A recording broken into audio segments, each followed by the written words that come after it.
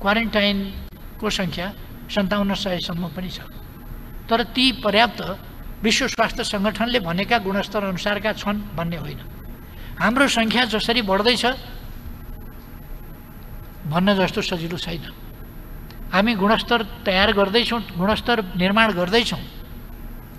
हामी परीक्षणका किटहरू पनि ल्याउँदैछौँ, पिपिई पनि ल्याउँदैछौँ, पुर्याउँदैछौँ र यो उपलब्ध हुन पनि सहज थिएन। हामीले अरू देशका नेताहरूका विभिन्न समयका आह्वान र अभिव्यक्तिहरू सुनेका छौँ। हामीसँग सामग्रीको अभाव छ, हामीसँग पहिले उत्पादनै हुँदैन थियो, अहिले हामी यति उत्पादन गर्न थालेका छौँ, हामी पुरा गर्न थालेका छौँ, हामीले गुणस्तर मेन्टेन गर्न प्रयास गरिरहेका छौँ भन्ने नै सुनिन्छ। हामी पनि त्यही हो, गुणस्तर मेन्टेन गर्ने, गुणस्तर अनुसार कायम गर्ने त्यो प्रयास हामी गरिरहेका छौँ। तर त्यो प्रयास सबै ठाउँमा भइसक्यो भन्ने कुरा छैन, किन हामीसँग धेरै चिजका लिमिटेसन छ। र म मान्यजीहरूलाई बताउन चाहन्छु, अवगत गराउन चाहन्छु, त्यसअनुसार WHO ले तोकेको मापदण्ड अनुसारको गुणस्तर क्वारेन्टाइनमा, परीक्षणमा, सबै चिजमा हामी गर्छौँ। हामी हाम्रो देशको स्थिति अनुसारको कामहरू गरिरहेका छौँ।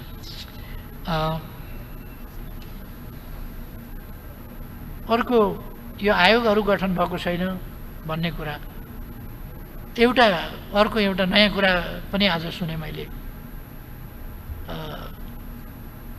पूर्व प्रधानमन्त्री शेरबहादुरज्यूले आयोगहरू गठन गर्नुभएको थियो भन्ने। अब म प्रधानमन्त्री भएर आउँदा त आयोगहरू गठन थिएनन्। कति बेर आयोग गठन भए, के भयो, त्यो मेरो जानकारीमा रहेन। त्यसकारण कस्ता आयोग, कहाँ संविधान अनुसार गठन भएको आयोग त थिएन म आउँदा। मैले गठन गर्ने प्रयास गरेको हुँ, विभिन्न कारणले त्यसमा विलम्ब भएको छ। त्यो विलम्ब किन भयो भनेर म अहिले कसैतर्फ इङ्गित गर्न चाहन्न। विलम्ब भएको छ, विलम्ब नहुनु पर्थ्यो, अब छिटै गरिनेछ। छिटै गर्नका निम्ति अध्यादेश पनि अस्ति जारी भएको थियो। मान्यजीहरू, नेताजीहरू र अरू धेरै साथीभाइहरूको सुझाव, यो संसदबाटै गरौँला बरु, तर यसलाई अध्यादेशबाट नल्याउँ, किन ल्याइयो, आशंका पैदा भयो भन्ने खालका कुराहरू आएका हुनाले जनभावनाको कदर गर्दै, उचित औचित्यको, उचित अनुचितको कुरा त्यो बेग्लै हो, उचित थियो कि अनुचित थियो त्यसको बेग्लै मूल्याङ्कन गरौँला, तर जनभावनाको कदर गर्दै त्यसलाई फिर्ता लिने काम भएको छ। र मौजुदा कानुनबाटै हामी समझदारी साथ दलित, महिला लगायतका आयोगहरू निर्माण गर्ने र त्यस सम्बन्धमा हाम्रो संविधानले, संवैधानिक हिसाबले र हाम्रा कानुनहरूले कानुनी हिसाबले भेदभावलाई, छुवाछुतलाई, भेदभावलाई, त्यस्ता कुराहरूलाई दण्डनीय मानेको छ र हामीले दण्डका प्रावधान र अभ्यास पनि थालिसकेका छौँ। त्यसकारण अब नेपाल छुवाछुत युक्त हुन सक्दैन, नेपाल छुवाछुत मुक्त छ र नेपालमा छुवाछुत जस्ता कुराहरूलाई दण्डनीय बनाइएको छ। म सबै साथीहरूलाई त्यसमा आग्रह गर्न चाहन्छु र त्यसअनुसार नै सरकारले पहल पनि गर्नेछ।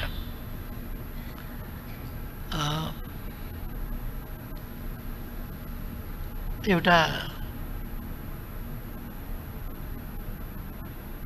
नेपालीहरू, विदेशमा भएका नेपालीहरू किन नल्याएको भन्ने कुरा, हाम्रो देश एउटा श्रम शक्ति निर्यात गर्ने जस्तो अवस्थामा रहेको छ। हामीले श्रम सम्झौता गरेका छौँ धेरै देशहरूसँग, कहीँ श्रम सम्झौतै नभएका ठाउँमा पनि श्रमिकहरू गएका छन्, हाम्रा युवाहरू गएका छन्। के कारणले जानु पर्यो, किन जानु पर्यो, त्यो बेग्लै कुरा हो। अहिले यो सरकार बनेपछिका 2 वर्षमा भन्ने हो भने विदेश जानुपर्ने स्थितिमा न्यूनता आएको छ, विदेश जाने क्रममा न्यूनता आएको छ। देशमा स्वरोजगारका स्थितिहरू सिर्जना गर्ने वा रोजगारीका अवसरहरू सिर्जना गर्ने र विदेश जानबाट अलिकति युवाहरूलाई देशभित्रै काम गर्नेतर्फ आकर्षित गर्ने ती प्रयासहरू अगाडि बढेका छन्। तर फेरि पनि 45-50 लाख युवाहरू विदेशमा छन् भन्ने कुरा थियो। अस्ति 4 महिना अगाडि कोरोना नबढ्दासम्म अथवा अस्ति 3 महिना जति अगाडिसम्म पनि यस्तो स्थिति थिएन। हामीले लकडाउन गर्नु परेको थिएन, अरू कुराहरू गर्न परेको थिएन र कोरोना नफैलिदासम्म, रोजगारी नखोसिदासम्म अथवा कोरोना फैलिएर एउटा भयावह स्थिति सिर्जना नहुँदासम्म, उद्योग धन्दाहरू वा आफ्ना कामका क्षेत्रहरू बन्द नहुँदासम्म आउँछु भन्ने स्थिति थिएन। हामी यसै कल्पना गर्न सक्छौँ, यदि 40-45 लाख युवाहरूलाई हामीले ल्याउने हो भने हाम्रा सबै जहाज प्रयोग गर्दा 45 लाख युवाहरूलाई देशभित्र ल्याउन कति समय लाग्छ? अहिले मैले अलिक मौखिक हिसाब गर्न गणितमा अलिक कमजोर छु। 45 लाख युवाहरूलाई देशभित्र ल्याउन हामीसँग कतिवटा जहाज छन्? 2-4वटा होला। त्यो जहाजहरू लगातार हामीले उडायौँ भने कति समय लाग्छ, कति महिना लाग्छ? यो यस्तो सहज विषय होइन। अमेरिकाले 150 नागरिक नेपालका विमान चार्टर गरेर फिर्ता लगे जस्तो होइन। अस्ट्रेलियाले 250 मान्छे फिर्ता लग्यो भने जस्तो होइन। कतारका केही मान्छे यहाँ थिए, तिनीहरूलाई जहाज चार्टर गरेर फिर्ता लग्यो भने जस्तो होइन। कतारले फिर्ता लग्यो भने 100 जना लग्यो होला, तर हाम्रो त कतारमा 4.25 लाख जति युवाहरू छन्। त्यसकारण कतारले 150 मान्छे लानु र 100 मान्छे लानु र हामीले 4.25 लाख मान्छे फिर्ता ल्याउनु एउटा कुरा होइन। अनि क्वारेन्टाइनमा फिर्ता ल्याएर राख्ने, कतारबाट मात्रै 4.25 लाख मान्छे ल्याउने हो भने त्यो 4.25 लाखलाई हामीले क्वारेन्टाइनमा राख्न गर्नुपर्छ नि सरकारले व्यवस्था। भन्न सजिलो छ, तर सरकारले व्यवस्था कुन जनशक्तिले गर्छ? केले गर्छ? जनशक्ति नै बाहिर छ, अनि केले गर्छ? त्यसकारण हामीले ल्याउन नदिने, देश फर्किन नदिने भनेको होइन, ल्याउने तयारी हुँदैछ। तर कति ल्याउन सकिन्छ, कति ल्याउनु पर्छ, कति ल्याउनै पर्ने स्थितिमा छन्, त्यसको हिसाब किताब हुँदैछ। म गरिमामय सदनलाई जानकारी गराउन चाहन्छु। मैले कतारका प्रधानमन्त्रीजीसँग कुरा गरेको छु, युएई का उपराष्ट्रपतिसँग कुरा गरेको छु, जो त्यहाँ अहिले डिफ्याक्टो रुलरको रूपमा हुनुहुन्छ, किनभने राष्ट्रपतिज्यूको स्वास्थ्यको कारणले। अरू देशहरूमा कुवेतका प्रधानमन्त्रीसँग कुरा गरेको छु, बहराइनमा कुरा गरेको छु, ओमानमा कुरा गरेको छु, साइप्रसमा कुरा गरेको छु, इजरायलका राष्ट्रपतिसँग कुरा गरेको छु। र हाम्रो नागरिकहरू तपाईहरूको देशको आर्थिक उन्नति, विकास, निर्माण आदिको लागि आउनु भएको र तपाईहरूले अप्ठ्यारो पर्ने बित्तिकै तुरुन्त लखेट्ने खालको काम गर्नु हुँदैन। र कुवेतमा कति गैरकानुनी ढङ्गले बसिरहेका 3500 मानिसहरूले अहिले त्यो कुराकानी पछि उहाँहरूले दण्ड नगर्ने, रजिस्टर गर्न दिने र इलिगललाई लिगल स्ट्याटसतिर आउन दिने, कमसेकम दण्डनीय नबनाउने र यो कोरोनाको स्थिति सिद्धिएपछि अनि कूटनीतिक तवरबाट उनीहरू त्यहीँ काम गर्न चाहन्छन् या फर्किन चाहन्छन् भन्ने कुरा गर्ने।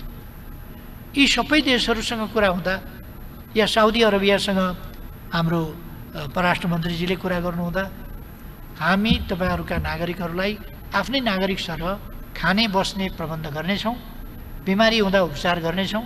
त्यसकारण तपाईहरूले चिन्ता गर्नु पर्दैन, चिन्ता लिनु पर्दैन भन्ने कुराहरू उहाँहरूले आश्वस्त पार्नु भएको छ।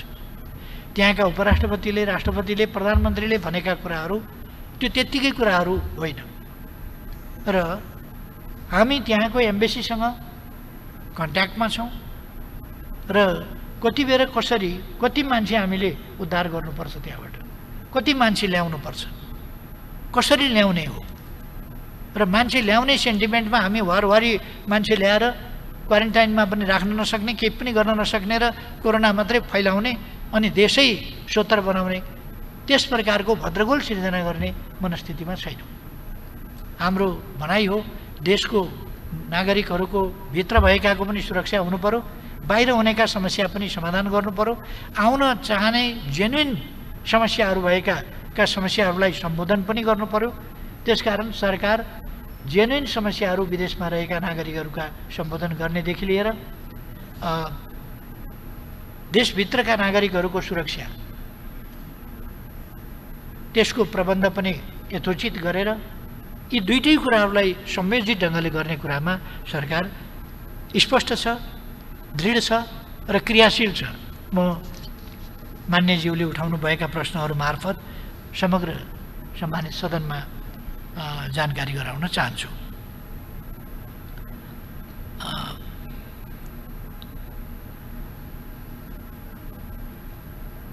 एकजना मान्यजीले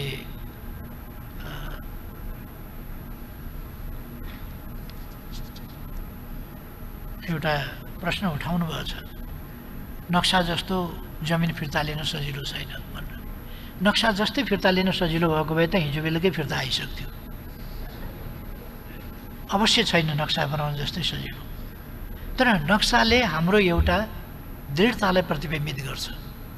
हामी जमिन फिर्ता लिनेवाला छौँ, फिर्ता लिएर छोड्नेवाला छौँ, किनभने यो हाम्रो भूभाग हो। सजिलो छ भनेको होइन। हामीलाई थाहा छ भारतको भूगोल, भारतको जनसङ्ख्या, भारतको अवस्था र हाम्रो अवस्थाको भिन्नता, तर यी भिन्नताहरू न्याय निरूपणमा प्रतिबिम्बित हुनु हुँदैन, सत्य स्थापनामा प्रतिबिम्बित हुनु हुँदैन। सत्य सत्य हो, आकार प्रकार हैसियत हेरेर न्याय निरूपण र सत्य स्थापना हुँदैन पनि, स्वीकार्न सकिँदैन पनि। त्यसकारण हामी यो अलिकति कठिन काम होला, तर यो कठिन काम भए पनि हामी गर्छौँ। हामी यस मामलामा दृढ छौँ भन्ने कुरा फेरि म स्पष्ट गर्न चाहन्छु।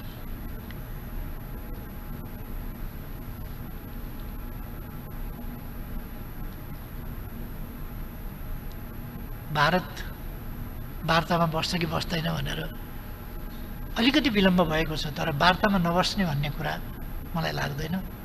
वार्ता हुन्छ, वार्ताद्वारा हामी तथ्य प्रमाणहरू वार्ताको टेबलमा प्रस्तुत गर्छौँ।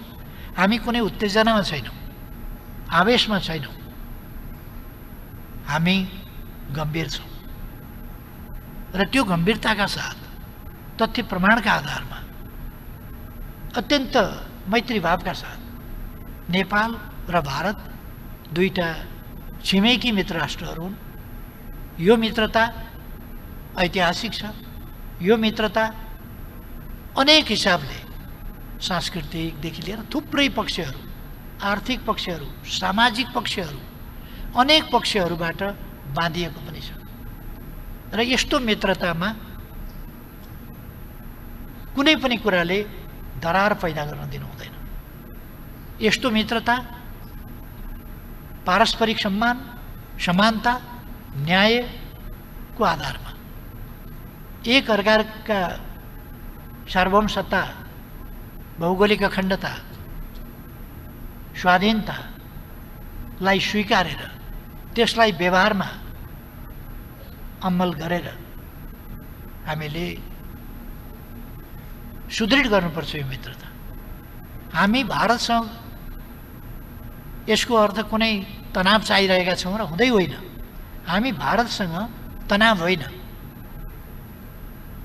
तनाव रहित, सुमधुर, समस्या रहित मित्रता चाहन्छौँ। भारतको वर्तमान सरकारले नै यो समस्या खडा गर्यो भन्ने अहिले आएर बाटो उद्घाटन गर्यो होला, बाटो अलिकति खन्यो होला अथवा नक्सा छाप्यो होला, तर हाम्रो भूभाग भारततिर परेको वा भारतले कब्जा गरेको अहिलेको सरकार हुँदा होइन, त्यो पहिले इतिहासको कुरा हो।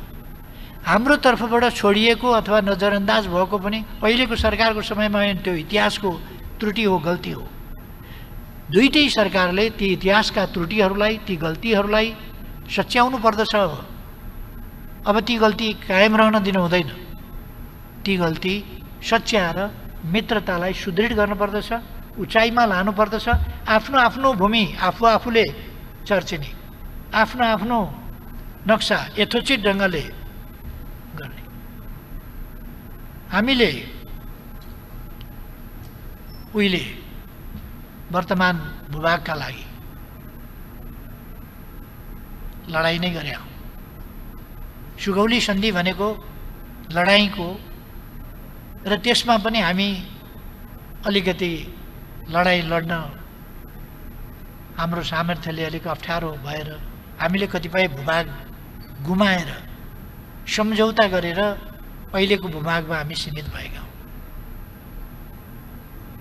त्यति बेला लडाईँको बेला गरिएको सम्झौता आज लडाईँ नभएका बेला, सुमधुर मैत्री सम्बन्ध कायम भएका बेला, यस्तो बेलामा लडाईँका बेला स्वीकारिएको सिमाना शान्तिपूर्ण मित्रताका बेला थिचोमिचो गरिनु, अतिक्रमण गरिनु कदापि वाञ्छनीय हुन सक्दैन, कदापि ग्रहणीय हुन सक्दैन, त्यो स्वीकार्य हुन सक्दैन।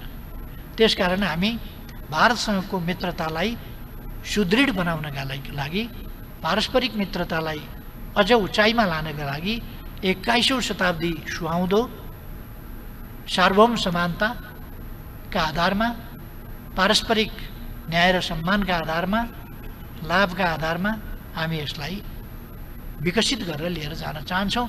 अहिलेको सीमा विवाद हामीले टुङ्ग्याइहालौँ, अब वार्ताद्वारा यसलाई टुङ्ग्याउँ, तथ्यका आधारमा टुङ्ग्याउँ भनेको दुश्मनी होइन, वैरभाव होइन, मित्रभाव हो। हामी भारतसँग पूर्ण मित्रभावका साथ यो प्रस्ताव गरिरहेका छौँ। कृपया हाम्रो भूमि फिर्ता गर्नुहोस्। वास्तविक मित्रता, मनदेखिको मित्रता। अब अहिले मित्र भन्दाखेरि पनि कस्तो हुन्छ भने हाम्रो जमिन खोस्या छ, थिचिया छ, मिचिया छ जस्तो खालको, त्यस्तो पर्ने खालको भावका साथ होइन, एकदम दिल खोलेर मित्रता गर्न सक्ने परिस्थिति निर्माण गरिहालौँ भन्ने हाम्रो प्रस्ताव हो। त्यसकारण यसमा धेरै सजिलो होइन, तर यो असजिलो विषय पनि होइन। सत्यमेव जयते, हामीले भन्ने त्यही हो।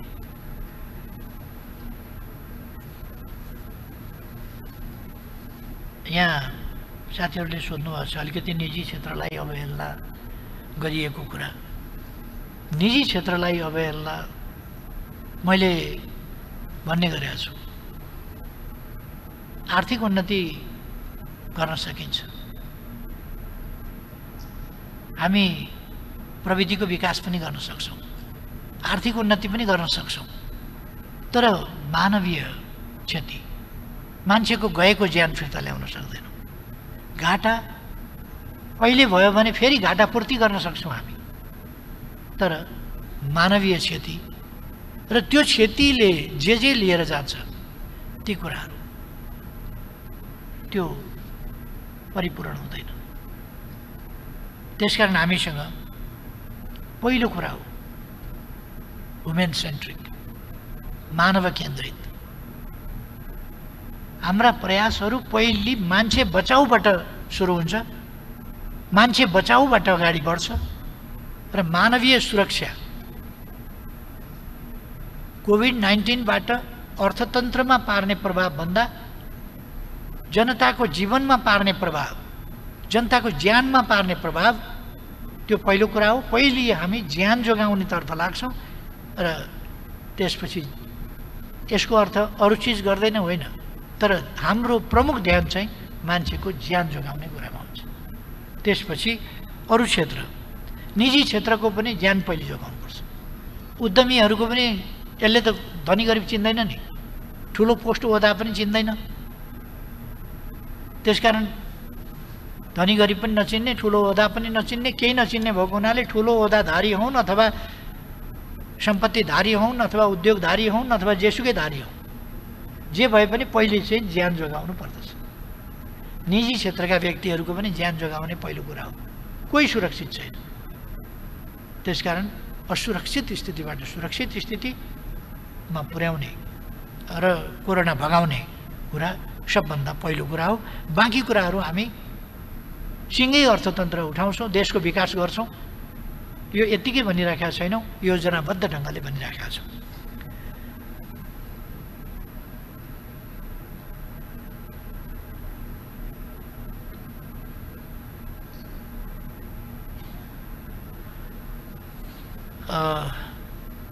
यो जाँच किटमा पनि भ्रष्टाचारको स्थितिको आशंका भनौँ, यो आशंकाको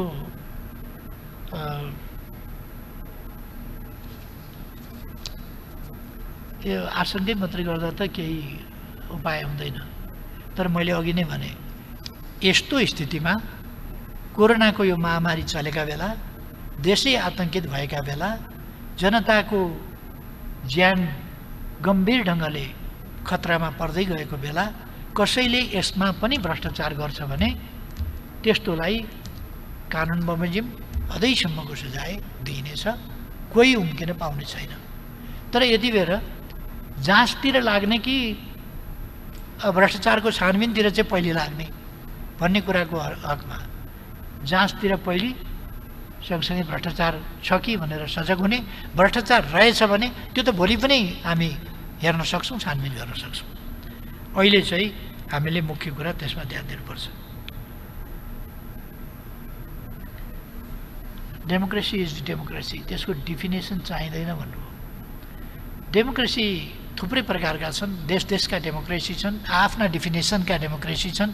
त्यसकारण democracy should be defined, democracy should be defined in its highest way. त्यसकारण यसलाई डिफाइनै गर्न सकिँदैन, गर्नै हुँदैन भन्ने होइन।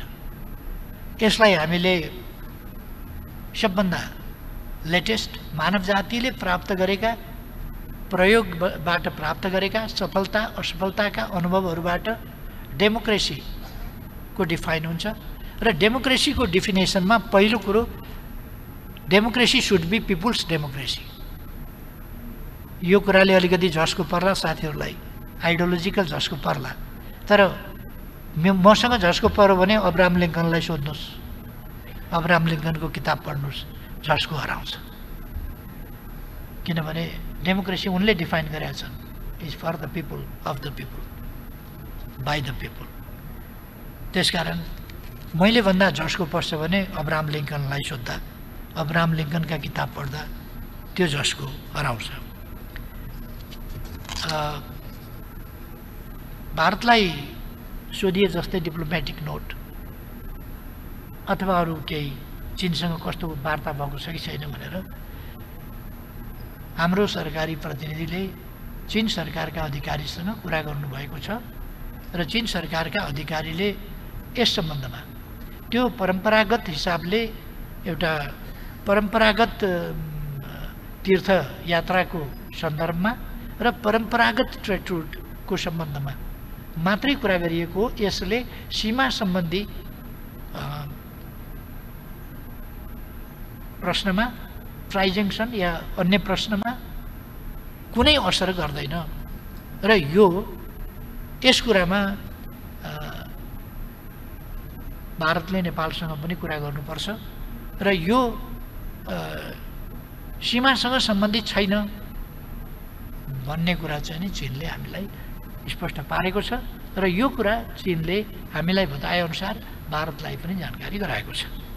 त्यसकारण यस सम्बन्धमा हामी सबैतिर, मैले अघि नै भने, कुनै देशप्रतिको आग्रह पूर्वाग्रह राखेर होइन, हाम्रो देशप्रतिको संवेदनशीलता, हाम्रो भूमिप्रतिको संवेदनशीलतालाई हेरेर हामीले सबैतिर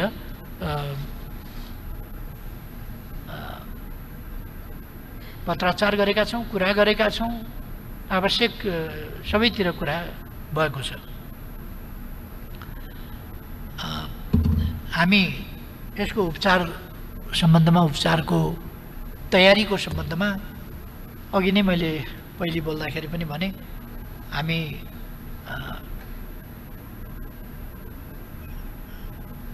वडासम्म WHO ले भनेका मापदण्ड अनुसारका क्वारेन्टाइन, ठ्याक्कै मापदण्ड पुग्छ कि पुग्दैन, यो भन्छ नि युरोपियन स्ट्यान्डर्ड भने जस्तो, त्यो पुग्छ कि पुग्दैन भन्ने कुराको हकमा कतिपय ठाउँमा हाम्रा क्वारेन्टाइनहरू, हाम्रा गाउँहरू त्यो सहरमा जस्तो कतिवटा कुरा लागू हुँदैन। घरमा बसेको हुन्छ, खेतबारीमा काम गरिराखेको हुन्छ, टाढा घर हुन्छ अरूको, त्यहाँ मेन्टेन गर्ने भनेको उसले परिवारकै सदस्यहरूका बिचमा डिस्टेन्स, त्यो कसैसँग सम्पर्कै भएको छैन भने त्यो डिस्टेन्सको पनि खासै अर्थ हुँदैन। त्यस कारण हाम्रो गाउँघरको स्थिति, जिल्ला जिल्ला पहाडी ठाउँहरूको स्थिति, त्यो स्थिति अलिकति फरक पनि हुनसक्छ। त्यसकारण तर के भने मुख्य कुरा चाहिँ कोभिड-19 सङ्क्रमण हुनबाट बचाउने कुराको प्रत्याभूति हो। त्यस प्रत्याभूतिलाई ध्यानमा राखेर हामीले काम गर्नुपर्छ भन्ने। सुनकाण्डको मुद्दा किन सार्वजनिक भएन भन्नुभयो कोही मान्यले। सार्वजनिक भनेको के हो नै मैले बुझिनँ। अदालतमा मुद्दा चलेको छ, मान्छे झ्यालखानमा छन्,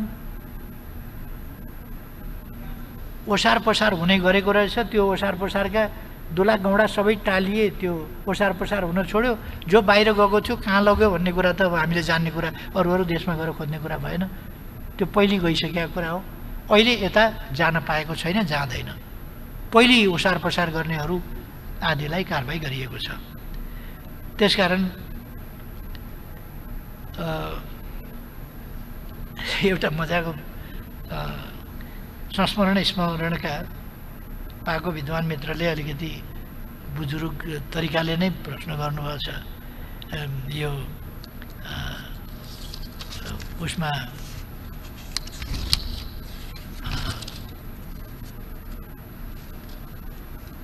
त्यो नेभिल च्याम्बरलिनलाई अरूले इनफ भनेको होइन, आफ्नै पार्टिकाले इनफ भनेका थिए भनेर।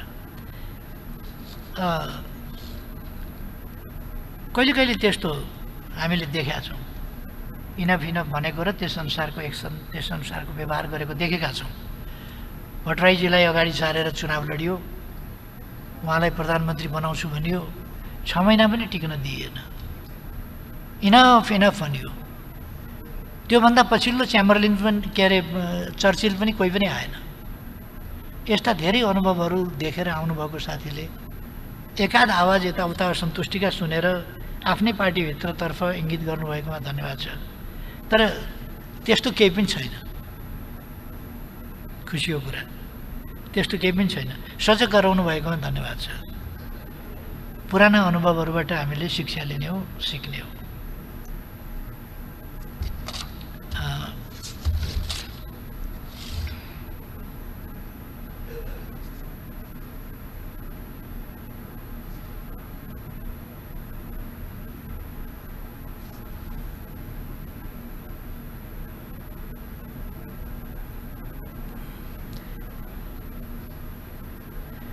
संविधान संशोधन प्रस्ताव कहिले आउँछ भन्ने पनि जिज्ञासा राख्नुभएको छ। संविधान संशोधन सम्बन्धी प्रस्ताव छिटै संसदमा प्रस्तुत हुन्छ र होला। अरू थुप्रै विषय मैले अघि पनि भने, अरू थुप्रै विषयहरू पनि होलान्। संविधान असंशोधनीय दस्तावेज होइन भनेर उहिलेदेखि म भनिरहेको छु। असंशोधनीय दस्तावेज होइन, आवश्यकता अनुसार संशोधन हुन्छ, औचित्यका आधारमा संशोधन हुन्छ। तर यति बेला चाहिँ हामीलाई यो नक्सासँग सम्बन्धित विषय चाहिँ अनुसूची 3 मा रहेको हाम्रो के प्रतीक चिन्ह के भन्छ त्यसलाई, निशान छाप, यो निशान छाप चाहिँ अनुसूची 3 मा भएको हुनाले संविधानमा त्यो अनुसूचीमा अथवा हामीले लगाउने लोगोमा यो सबै अनुसूचीबाट आउने भएको हुनाले त्यसलाई संशोधन गर्नु र नेपालको नक्सालाई संविधानले अरू सबै कुरालाई चिन्ने तर नक्सा नचिन्ने हुनु हुँदैन। त्यसकारण नक्सालाई पनि संविधानले वास्तविक अर्थमा चिन्न पर्दछ। त्यसकारण संविधान संशोधन त्यस बुँदामा आउँछ। हामीले सर्वसम्मतिले त्यसलाई पारित गर्नेछौँ। अब मोटामोटी ग्रुप वाइज गरेर मैले मान्यजीहरूका प्रश्न र जिज्ञासाहरूको सम्बन्धमा जवाफ प्रस्तुत गरेँ भन्ने मैले ठानेको छु। म प्रश्नका लागि मान्यजीहरूलाई हार्दिक धन्यवाद फेरि पनि भन्न चाहन्छु र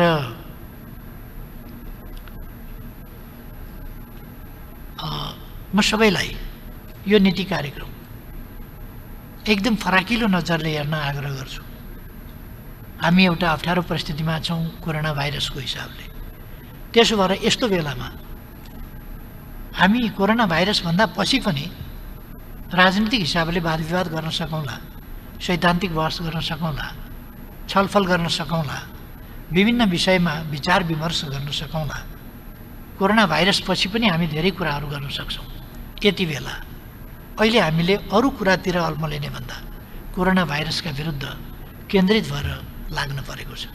अर्कोतिर सिङ्गै देश एकजुट भएर हाम्रो भूभाग फिर्ता ल्याउने ठोस काम हामीले अगाडि पाइला बढाइसकेका छौँ भने अब यस पाइलालाई नरोकिकन टुङ्गामा पुर्याउनु छ।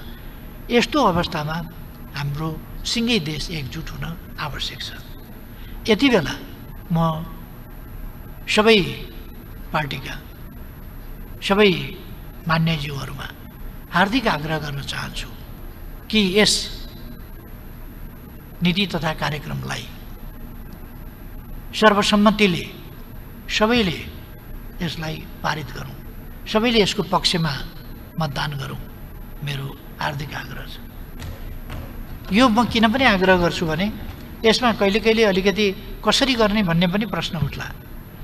पहिलो वर्षको नीति कार्यक्रममा प्रमुख प्रतिपक्ष दल समेत कसैले पनि हुन्न भनेन र सर्वसम्मतिले त्यो पारित भएको थियो।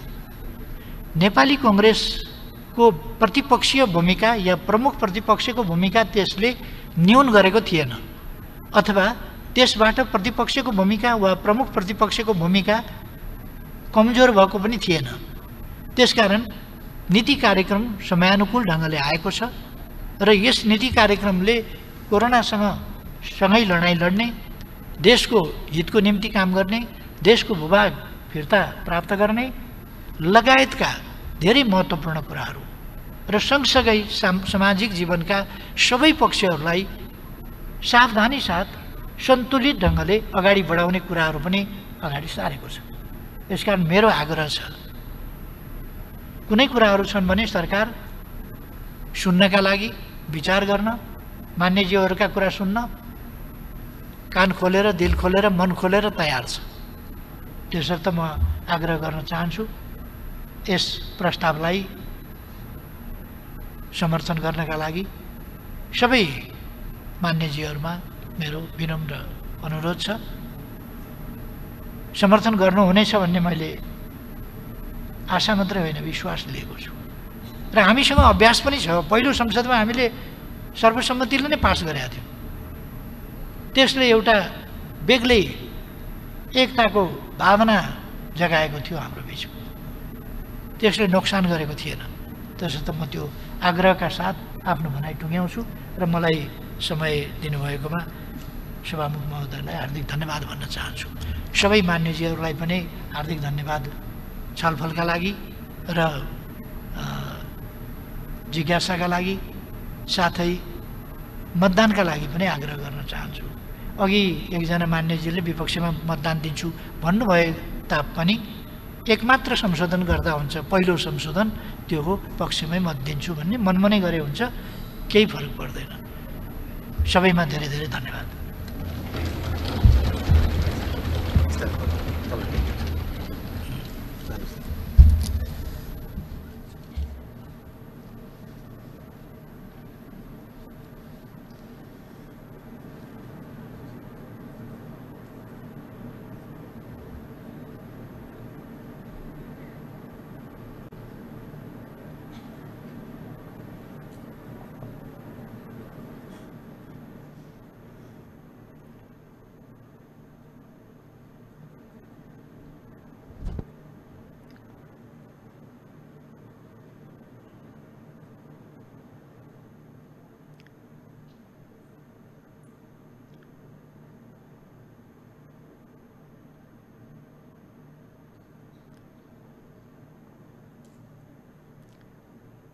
माननीय सदस्यहरू, आर्थिक वर्ष 2077-78 को लागि नेपाल सरकारको वार्षिक नीति तथा कार्यक्रममाथिको छलफल यही समाप्त हुन्छ। माननीय सदस्यहरू, अब म आर्थिक वर्ष 2077-78 को लागि नेपाल सरकारको वार्षिक नीति तथा कार्यक्रममाथिका संशोधनकर्ता मान्य श्री दुर्गा पौडेललाई आफ्नो संशोधन फिर्ता लिन चाहनुहुन्छ भने फिर्ता लिन समय दिन्छु।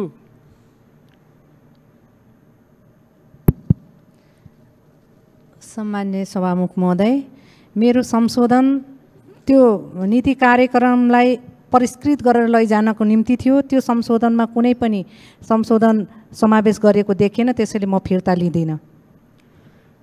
मान्य श्री दुर्गा पौडेलले आफ्नो संशोधन फिर्ता लिन नचाहनु भएकोले उक्त संशोधनलाई निर्णयार्थ प्रस्तुत गर्दछु। यो प्रस्तावको पक्षमा हुने मान्य सदस्यहरूले हुन्छ भन्नुहोला, यसको विपक्षमा हुने मान्य सदस्यहरूले हुन्न भन्नुहोला। यो प्रस्तावको पक्षमा हुने मान्य सदस्यले हुन्छ भन्नुहोस्। यो प्रस्तावको विपक्षमा हुने मान्य सदस्यले हुन्न भन्नुहोस्। हुन्न भन्ने पक्षका मान्य सदस्यहरूको बहुमत भएकोले मान्य श्री दुर्गा पौडेलले आर्थिक वर्ष 2077-78 को लागि नेपाल सरकारको वार्षिक नीति तथा कार्यक्रममाथि पेश गर्नुभएको संशोधन बहुमतले अस्वीकृत भएको घोषणा गर्दछु। अब आर्थिक वर्ष 2077-78 को लागि नेपाल सरकारको वार्षिक नीति तथा कार्यक्रममाथिका संशोधनकर्ता मान्य श्री मिनेन्द्र प्रसाद रिजाललाई आफ्नो संशोधन फिर्ता लिन चाहनुहुन्छ भने फिर्ता लिन समय दिन्छु। सभामुख महोदय, कहाँ जाने लक्ष्य प्रष्ट भएन भने कहीँ पनि पुगिँदैन। प्राथमिकता निर्माण नै नीति निर्माणको मूल आधार हो। एकजना मान्य मित्रले संविधान सभाको अध्यक्षको समय उपभोग गरेर सत्ताधारी दलको उपनेताको आकाश जाने भए बुँदा नम्बर यतिमा हेर्नुहोस्, पाताल जाने भने बुँदा नम्बर यतिमा हेर्नुहोस् भनेर जिरह गर्नुभयो। यसो गर्दा राम्रो बहस नोट त भयो होला, तर नीति कार्यक्रम बहस नोट होइन। फेरि पनि भन्छु, सङ्कटको बेला महत्त्वपूर्ण कामहरू पन्छाएर जीवन आधार प्रदान गर्ने, मूल जिम्मेवारी सम्पन्न गर्ने कृत सङ्कल्प बुद्धिमत्ताको परिचायक हो। त्यसैले 63 पेज लामो दस्तावेज जनताको जीवन रक्षार्थ पुनर्लेखन गर्नुपर्छ भन्ने नेपाली काङ्ग्रेसको संशोधन प्रस्ताव फिर्ता हुन्न। मान्य श्री मिनेन्द्र प्रसाद रिजालले आफ्नो संशोधन फिर्ता लिन नचाहनु भएकोले उक्त संशोधनलाई निर्णयार्थ प्रस्तुत गर्दछु। यो प्रस्तावको पक्षमा हुने मान्य सदस्यले हुन्छ भन्नुहोला, यसको विपक्षमा हुने मान्य सदस्यले हुन्न भन्नुहोला। यो प्रस्तावको पक्षमा हुने मान्य सदस्यले हुन्छ भन्नुहोस्। यो प्रस्तावको विपक्षमा हुने मान्य सदस्यले हुन्न भन्नुहोस्। हुन्न भन्ने पक्षका मान्य सदस्यहरूको बहुमत भएकोले मान्य श्री मिनेन्द्र प्रसाद रिजालले आर्थिक वर्ष 2077-78 को लागि नेपाल सरकारको वार्षिक नीति तथा कार्यक्रममाथि पेश गर्नुभएको संशोधन बहुमतले अस्वीकृत भएको घोषणा गर्दछु।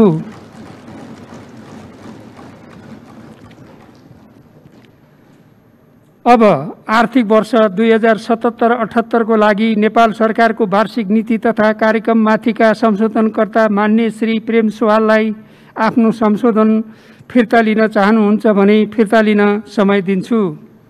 सभामुख महोदय, सबै समस्यालाई प्राथमिकतामा राखेर हुँदैन र मैले यहाँ लिपियाधुरा समेटेर नक्सा स्वीकृत गरिए पनि नक्सा सार्वजनिक नभएको उठाएको थिएँ र कृषिलाई र कोभिड नियन्त्रण गर्नेलाई प्राथमिकतामा राख्ने, एमसीसी सम्झौता खारेज गर्ने, सीमा नियमित गर्ने, यो कुरा प्रधानमन्त्रीज्यूकोबाट नआएकोले मैले राखेको संशोधन फिर्ता नलिने जानकारी गराउन चाहन्छु। धन्यवाद। मान्य श्री प्रेम सुवालले आफ्नो संशोधन फिर्ता लिन नचाहनु भएकोले उक्त संशोधनलाई निर्णयार्थ प्रस्तुत गर्दछु। यो प्रस्तावको पक्षमा हुने मान्य सदस्यले हुन्छ भन्नुहोला, यसको विपक्षमा हुने मान्य सदस्यले हुन्न भन्नुहोला। यो प्रस्तावको पक्षमा हुने मान्य सदस्यहरूले हुन्छ भन्नुहोस्। यो प्रस्तावको विपक्षमा हुने मान्य सदस्यले हुन्न भन्नुहोस्। हुन्न भन्ने पक्षका मान्य सदस्यहरूको बहुमत भएकोले मान्य श्री प्रेम सुवालले आर्थिक वर्ष 2077-78 को लागि नेपाल सरकारको वार्षिक नीति तथा कार्यक्रममाथि पेश गर्नुभएको संशोधन बहुमतले अस्वीकृत भएको घोषणा गर्दछु।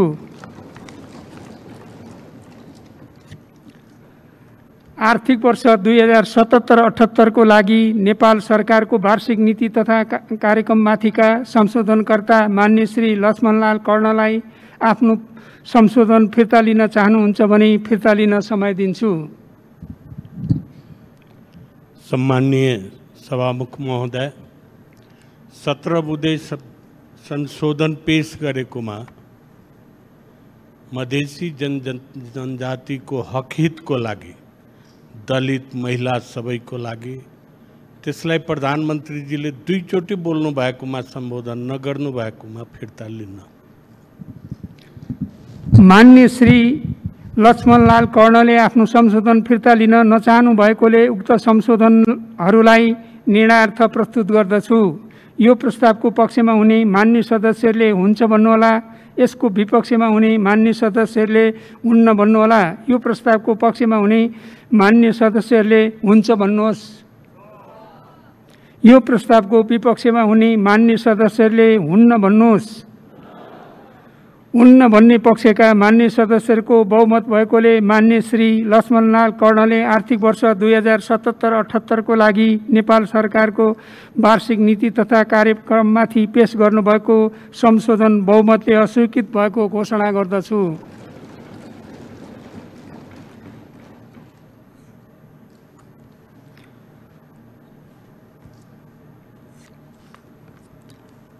अब आर्थिक वर्ष 2077-78 को लागि नेपाल सरकारको वार्षिक नीति तथा कार्यक्रममाथिका संशोधनकर्ता मान्य श्री सरिता गिरीलाई आफ्नो संशोधन फिर्ता लिन चाहनुहुन्छ भने फिर्ता लिन समय दिन्छु।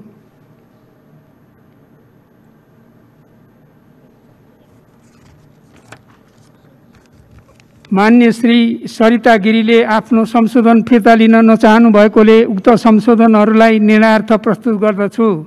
यो प्रस्तावको पक्षमा हुने मान्य सदस्यहरूले हुन्छ भन्नुहोला र यसको विपक्षमा हुने मान्य सदस्यहरूले हुन्न भन्नुहोला।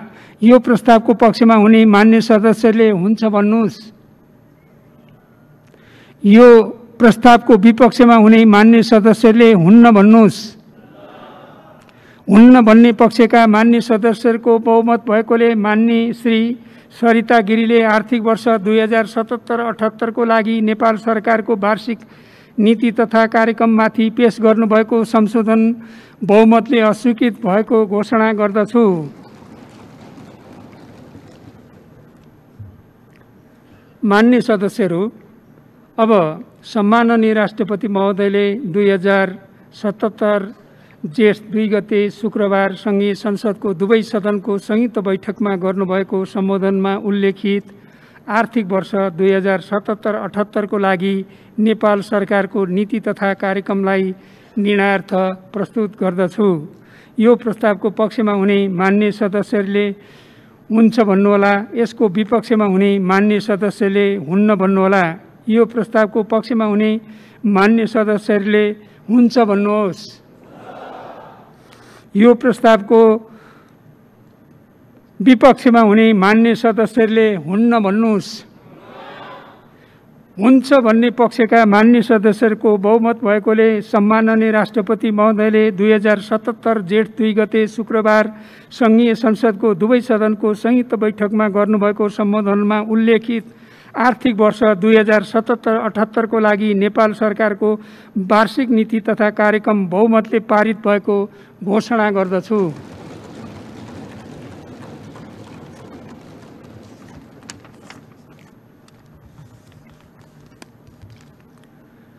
मान्य सदस्यहरू, प्रतिनिधि सभा नियमावली 2075 को नियम 94 को उपनियम 1 बमोजिम केही अध्यादेश खारेज गरी नेपाल ऐनको साबिकको व्यवस्था जगाउने अध्यादेश 2077 लाई अस्वीकार गर्ने सूचना प्राप्त भएको बेहोरा प्राप्त नभएको बेहोरा मान्य सदस्यहरूलाई जानकारी गराउँछु। मान्य सदस्यहरू, अब माननीय कानुन, न्याय तथा संसदीय मामिला मन्त्री डाक्टर शिवमाया तुम्बा आम्फेलाई केही अध्यादेश खारेज गरी नेपाल ऐनको साबिकको व्यवस्था जगाउने अध्यादेश 2077 लाई स्वीकृत गरियोस् भनी प्रस्ताव प्रस्तुत गर्न अनुमति दिन्छु।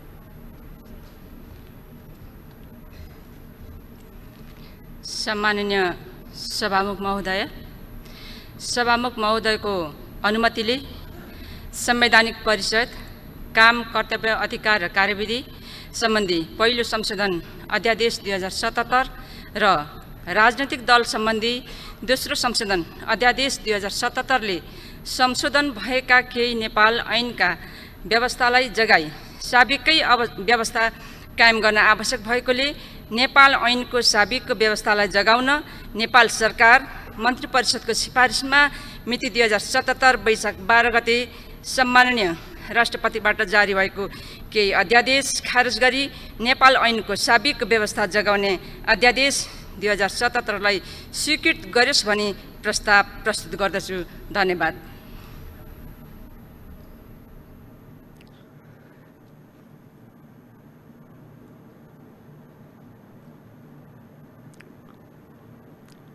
मान्य सदस्यहरू, अब उक्त प्रस्तावलाई निर्णयार्थ प्रस्तुत गर्दछु। यो प्रस्तावको पक्षमा हुने मान्य सदस्यहरूले हुन्छ भन्नुहोला र यसको विपक्षमा हुने मान्य सदस्यहरूले हुन्न भन्नुहोला। यो प्रस्तावको पक्षमा हुने मान्य सदस्यले हुन्छ भन्नुहोस्। यसको विपक्षमा हुने मान्य सदस्यहरूले हुन्न भन्नुहोस्।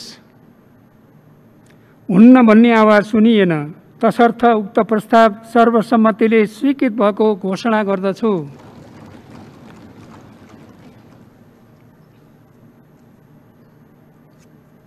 मान्य सदस्यहरू, केही अध्यादेश खारेज गरी नेपाल ऐनको साबिकको व्यवस्था जगाउने अध्यादेश 2077 सभाबाट स्वीकृत भएकोले प्रतिनिधि सभा नियमावली 2075 को नियम 93 बमोजिम मिति 2077 वैशाख 26 गते सभामा पेश भएको संवैधानिक परिषद काम, कर्तव्य, अधिकार र कार्यविधि सम्बन्धी पहिलो संशोधन अध्यादेश 2077 र राजनीतिक दल सम्बन्धी दोस्रो संशोधन अध्यादेश 2077 का सम्बन्धमा सभामा थप कुनै पनि कारबाही गरिरहनु नपर्ने बेहोरा मान्य सदस्यहरूलाई जानकारी गराउँदछु।